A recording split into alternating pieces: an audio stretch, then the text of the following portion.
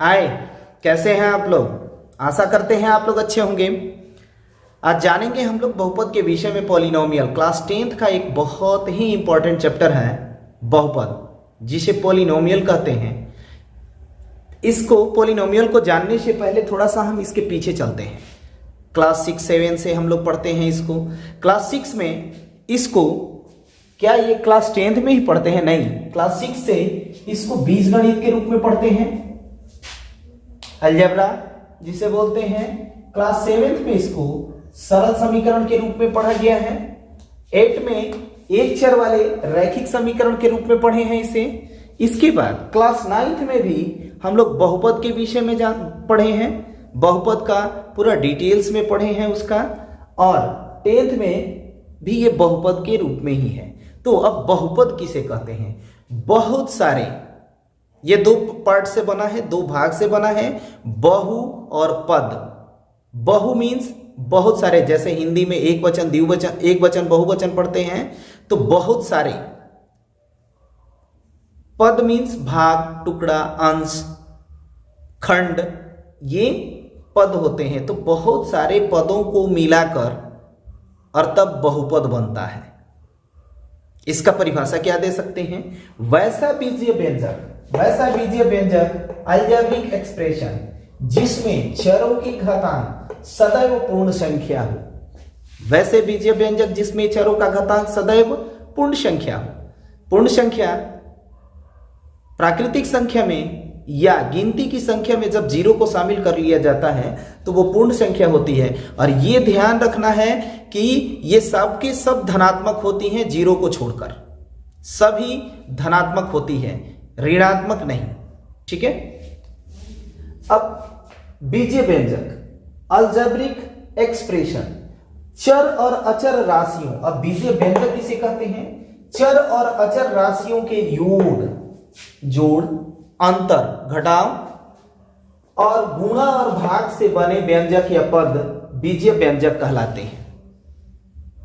जो जोड़ के रूप में हो, गुणा के जोड़, घटाव, गुणा या भाग के रूप में हो, एक दूसरे से अटैच हो, जुड़ा हुआ हो, तो उसे बीजीय व्यंजक बोलते हैं। जैसे बीजीय व्यंजक जैसे 6x² + 2 यहां पर है, ये दो भागों से बना है, 6x² + 2 से। यहां पर 6 और 2 अचर पद है जो बदलता नहीं है कभी, लेकिन यहां x² है, x है, ये चर पद है जो कि जिसका मान बदलते रहता है। अब चर और अचर क्या होता है पहले यहां समझेंगे। ax + 5, एक मैंने बीजीय व्यंजक लिखा जो कि धनात्मक प्लस से जुड़ा हुआ है। ax + 5 प्लस से जुड़ा हुआ है, जिसमें a एक अचर पद है। a के जगह पर कुछ भी हो सकता है, 0, 1, 2, 0 नहीं होगा, 1, 2, 3, 4, 100 तक, कुछ भी 100 लाखों हो सकता है। यहां पर +5 भी कभी बदलता नहीं है, इसलिए a और 5 क्या कहलाता है? अचर पद कहलाता है। a के जगह पर a एक सिंबल है, इसके जगह पर 1, 2, 3, 4 कुछ भी हो सकता है। ठीक है। और x चर राशि है। चर पद मीन्स वेरिएबल, x का मान बदलते रहता है। यहां पर अगर 2 रहे तब भी मान बदल जाएगा x का, अगर 5 दे दिया जाए यहां पर तो भी मान बदल जाएगा। जैसे मैं यहां पर एक मान दे करके देखता हूं कि ax + 5 है, a की जगह पर 2 लिखते हैं पहले, तो 2x + 5 है बराबर 0, तो x बराबर हो जाएगा 5 उधर जाएगा, माइनस में हो जाएगा /2, -5/2 आ गया x का मान।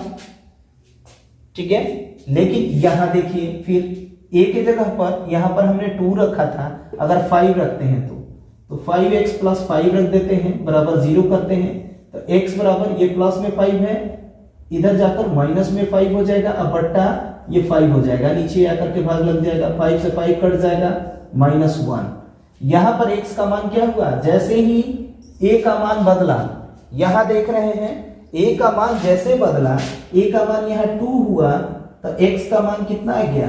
-5/2, और a का मान यहां 5 हुआ, तो यहां पर x का मान कितना आ गया? -1 आ गया। तो ये क्या होता है, ये वेरिएबल है, x का मान हमेशा बदल जाता है a के मान या अचर पद बदलने पर, ठीक है। इसीलिए इसको अचर पद कहते हैं और x को चर पद कहते हैं। बदलते रहने वाले को चर, चलने वाले को चर पद कहते हैं, ठीक है। तो अब इसको आगे देखते हैं कि बीजीय व्यंजक क्या कहलाता है और ये समीकरण क्या होता है। आइए अब देखते हैं कि क्या सभी बीजीय व्यंजक बहुपद है। क्या सभी बीजीय व्यंजक बहुपद है?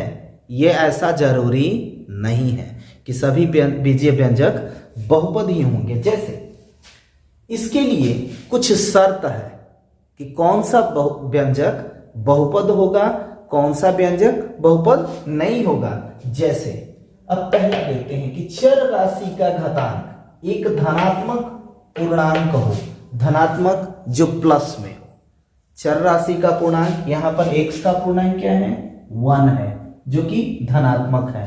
2x है तो चर राशि इसमें x है तो x का पूर्णांक धनात्मक है, प्लस में है। इसका अगर हम पूर्णांक लिखें, इसका स्क्वायर लिखें, घात लिखें तो 1 होगा। दूसरा, पदों की संख्या निश्चित हो।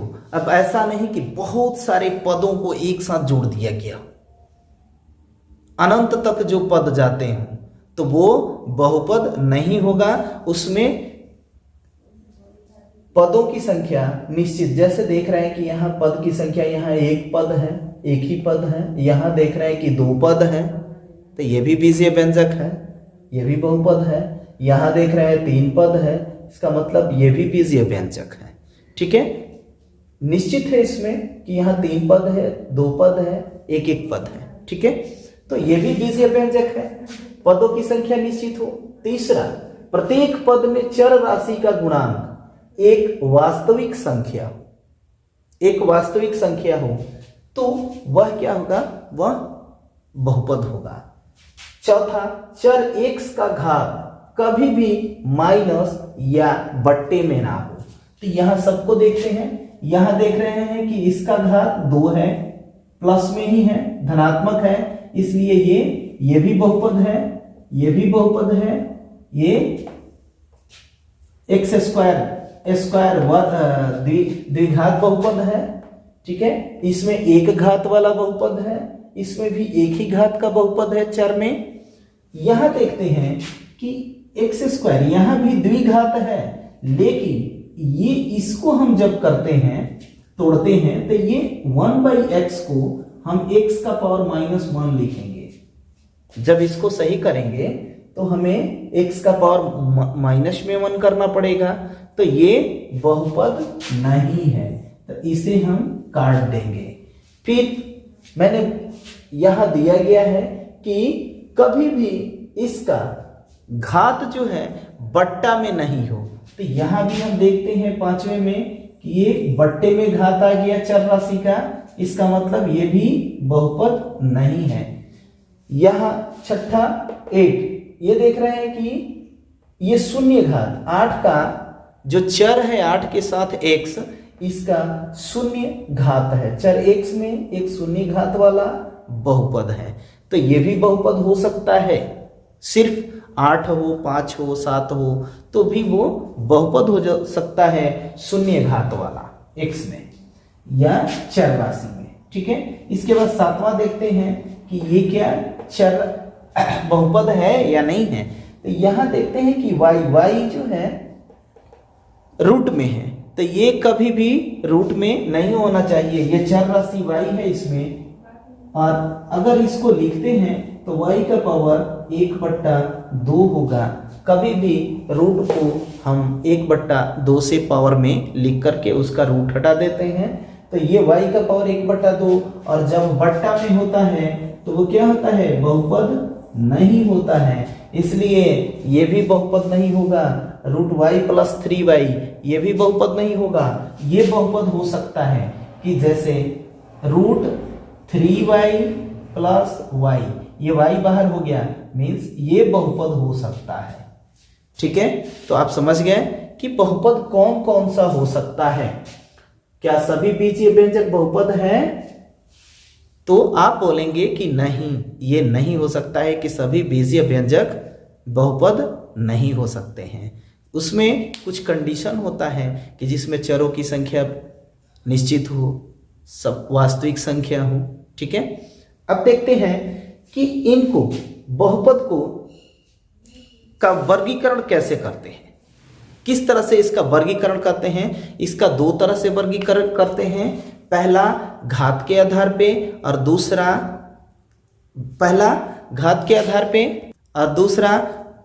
दूसरा पदों के आधार पर इसका वर्गीकरण करते हैं। देखते हैं, अब देखते हैं कि बहुपद का वर्गीकरण दो तरह से किया जाता है, एक पद के आधार पर और दूसरा घात के आधार पे। तो पहला देखते हैं पद के आधार पर। पद के आधार पर एक पदी बहुपद, मोनोमियल पॉलिनोमियल, एक पदी बहुपद जिसमें पदों की संख्या एक हो, एक पदी बहुपद कहलाता है। जैसे 2x, 5x स्क्वायर, 7x, ठीक है, ये 8, ये सब क्या है? एक पदी बहुपद है, इसमें पदों की संख्या एक ही है। जैसे 8 में ये 0 वाला पॉलिनोमियल है, इसमें एक ही पद है। 7x यहाँ एक घात वाला बहुपद है, यहाँ x का घात 0 है। यहाँ पर 5x स्क्वायर x का घात 2 है, यहाँ भी एक ही पद है। फिर यहाँ 2x, ये भी एक ही पद है, इसलिए इसे मोनोमियल बहुपद बोलते हैं। एक पदी बहुपद। द्विपदी बहुपद जिसमें पदों की संख्या 2 हो, जैसे 2x plus 5, 3x square plus 1, 7x cube plus 1। इस तरह से इसमें देख रहे हैं कि पदों की संख्या 2 है। ठीक है, तो इसे द्विपद बहुपद कहते हैं। बेशक घात अलग अलग हो, घात मीन्स पावर, रेडिकल। यह त्रिपद बहुपद, ट्राइनोमियल, जिसमें पदों की संख्या 3 हो, जैसे 3x square plus 5x plus 7। इसमें देख रहे हैं कि पदों की संख्या 3 है, 1 2 3। 9x cube plus 5x square plus 2। यहां भी देख रहे हैं कि 3 पद है, 9x cube plus 5x square plus 2। यहां पदों की संख्या 3 है, तो ये त्रिपद बहुपद कहलाता है। इसके बाद शून्य बहुपद, जीरो पॉलिनोमियल। जीरो पॉलिनोमियल जिसका गुणांक, किसी भी पॉलिनोमियल के गुणांक जो है वो 0 हो, शून्य हो, वह के सभी पद शून्य हो, वह क्या कहलाता है? जीरो पॉलिनोमियल कहलाता है। यदि किसी बहुपद के सभी गुणांक शून्य हो तो वह शून्य बहुपद कहलाता है। जैसे 0x square, 0x square, 0x, 0x का पावर 5, ये सबका गुणांक जो है 0 है इन बहुपदों में। हम देख रहे हैं कि यहाँ x का गुणांक क्या है? 0 है, तो इसे 0 शून्य बहुपद बोला जाता है। ठीक है, अब देखते हैं घात के आधार पे, पावर के आधार पे। पावर, घात, पावर बोलते हैं या रेडिकल बोलते हैं उसको। एक घातीय बहुपद, एक घातीय बहुपद वैसा बहुपद जिसका घात 1 हो, जैसे 5x, 3x, x, ये सब क्या है? सब एक घात वाला बहुपद है। यहां देख रहे हैं 2x प्लस 2, ये क्या है? एक घात वाला बहुपद है। इसमें चर राशि का घात कितना है? 1 है। 5x में चर का घात 1 है, 3x में x का घात 1 है। ठीक है, तो इसे एक घातीय बहुपद कहते हैं। द्विघातीय बहुपद, क्वाड्रेटिक पॉलिनोमियल। क्वाड्रेटिक पॉलिनोमियल जिसका घात 2 हो, वैसा पॉलिनोमियल, वैसा बहुपद जिसका घात 2 हो, चर राशि का घात 2 हो। जैसे 2x square plus 5, 3x square plus 5x plus 5। यहां देख रहे हैं कि इस बहुपद का, ये पूरा एक बहुपद है, बीजीय व्यंजक है, इसमें सबसे अधिकतम घात कितना है? 2 है। यहां देख रहे हैं कि ये एक बहुपद है बीजीय व्यंजक का, तो इसमें भी चर राशि का घात, अधिकतम घात 2 है, तो इसे द्विघातीय बहुपद कहलाता है, जिसका वैसा बीजीय व्यंजक या वैसा बहुपद जिसके बीजीय व्यंजकों का घात, अधिकतम घात 2 हो, वह द्विघातीय बहुपद कहलाता है। अब त्रिघात बहुपद, क्यूबिक पॉलिनोमियल, त्रिघात बहुपद, क्यूबिक पॉलिनोमियल जैसे 5x cube plus 3x square plus 2,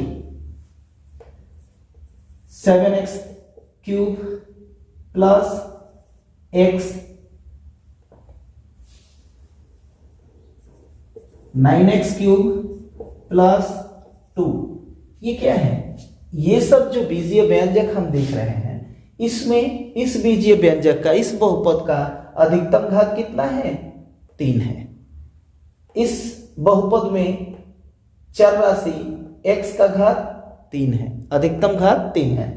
ये 9x क्यूब प्लस 2 ऐसा भी हो तो इसमें भी अधिकतम घात 3 है, इसलिए इसे त्रिघात बहुपद कहते हैं। अब आपने देखा कि पद के आधार पर कौन कौन से बहुपद होते हैं? एक पदी बहुपद, द्विपदी बहुपद, त्रिपद बहुपद, शून्य बहुपद, घात के आधार पर एक घातीय बहुपद, द्विघातीय बहुपद और त्रिघातीय बहुपद आपने देखा।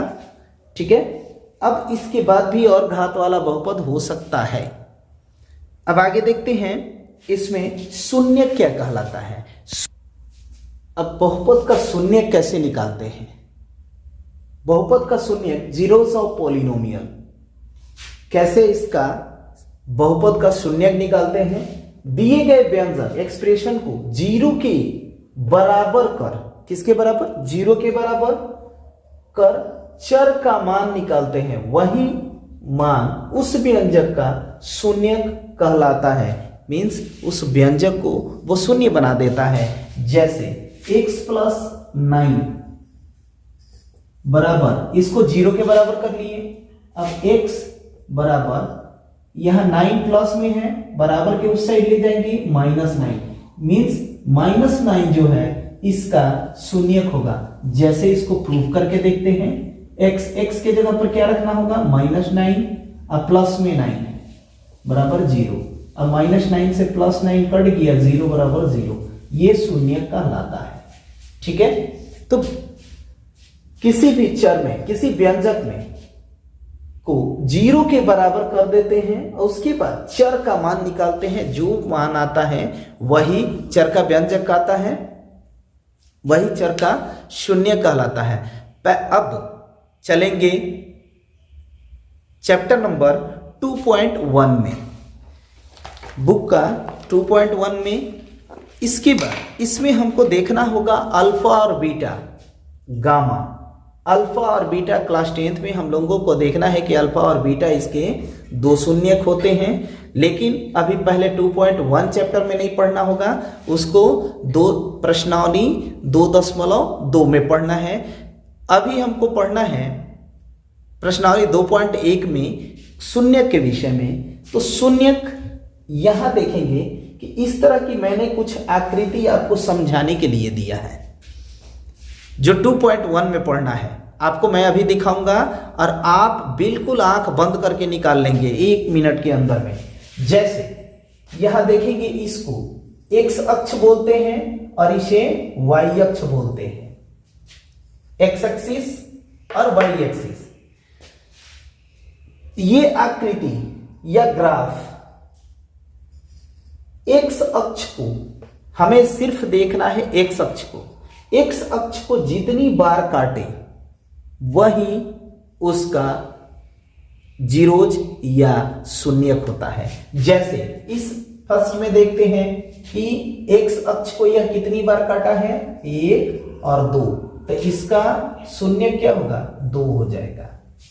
पहले वाले फिगर में एक्स अक्ष को कितनी जगह काटा है? 2 जगह, तो इसका शून्य कितना होगा? 2 हो जाएगा। दूसरे वाले में हम देखते हैं कि ये एक्स अक्ष को कितनी जगह पर काट रहा है जी? ये आकृति एक्स अक्ष को, ये इसको परवलय बोलते हैं, पाराबोला बोलते हैं, वलय बोलते हैं, पाराबोला। ठीक है, तो ये परवलय कितने जगह पर एक्स अक्ष को काट रहा है? तो इस एक्स अक्ष को ये टच भी नहीं कर रहा है, तो इसका शून्य 0 होगा। इसका शून्य कितना है? 0 होगा। ठीक है, इस आकृति में देखेंगे तीसरे फिगर में कि यहां पर देखते हैं कि ये एक्स अक्ष को, वाई अक्ष को भी काट रहा है, लेकिन हमको वाई अक्ष से मतलब नहीं है। किससे? यह 1, 2 और 3 जगह पर एक्स अक्ष को काट रहा है, तो इसका शून्य कितना होगा? 3 होगा। ये तीसरी आकृति में शून्य कितना होगा? 3 होगा। ठीक है, ये तीसरी आकृति हो गई, ये दूसरी आकृति हो गई। अब ये चौथी आकृति में फिर देखेंगे वही एक्स अक्ष को कितनी जगह काट रहा है? वाई अक्ष को भी काट रहा है, लेकिन वाई अक्ष से कुछ लेना देना नहीं है। 1, 2, 3, 4 ये 4 जगह काट रहा है, इसका मतलब कि इसका शून्य 4 होगा। ठीक है, समझ में आया? तो देखेंगे हम अब इसके बाद देखते हैं एक्सरसाइज 2.1। एक्सरसाइज 2.1 में आपके सामने मैं दिखा रहा हूं, अब आप तुरंत निकालेंगे इसको, 1 मिनट भी नहीं लगेगा। जैसे देखेंगे ये आकृति फर्स्ट में देखेंगे कि ये यहां पर y पर काट रहा है, y अक्ष को काट रहा है, लेकिन x अक्ष को नहीं काट रहा है, तो इसमें शून्य की संख्या क्या होगी? 0 होगी। दूसरी आकृति में आप देख रहे हैं कि x अक्ष को कितनी जगह काट रहा है? सिर्फ 1 जगह काट रहा है। ये यहाँ y अक्ष को काट रहा है, लेकिन उससे कुछ मतलब नहीं है, हमें इससे मतलब है, तो ये 1 जगह काट रहा है, इसका मतलब इसका शून्य कितना होगा? 1 होगा। तीसरी आकृति में देखेंगे कि x को कितनी जगह पर काट रहा है? 1, यहाँ 2 और 3, कितने जगह पे काट रहा है? 3 जगह पे, तो इसका शून्य कितना होगा? 3 होगा। इस आकृति में हम x को देखेंगे, x को, ये चौथी आकृति है, चौथी फिगर में 1 और 2, एक्स अक्ष को 2 जगह काट रहा है, इसका 2 शून्यक होगा। यहां पर देख रहे हैं 1, 2, 3 और 4, एक्स अक्ष को कितनी जगह पर काट रहा है? 4 जगहों पे, तो इसका 4 शून्यक होगा। इस आकृति में देख रहे हैं 1, 2, 3, यहां देख रहे हैं 1, 2, 3 और 4, क्योंकि यहां भी आकर के और फिर थोड़ा आगे बढ़ करके तब आकृति घूमता है, इसलिए इसका भी 4 होगा। ठीक है, तो आप ये देख लिए, ये 4, मैंने बोला ना कि 1 मिनट में आप बनाएंगे, सिर्फ कॉन्सेप्ट को समझना था।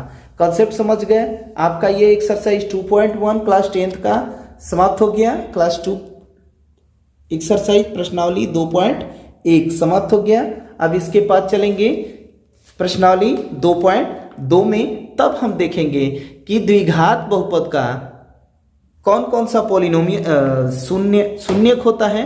उसके 2 शून्यक होते हैं, अल्फा और बीटा, जो ग्रीक सिंबल से इसको सूचित करते हैं, 2 अल्फा और बीटा। ठीक है, तो चलेंगे अब उसमें।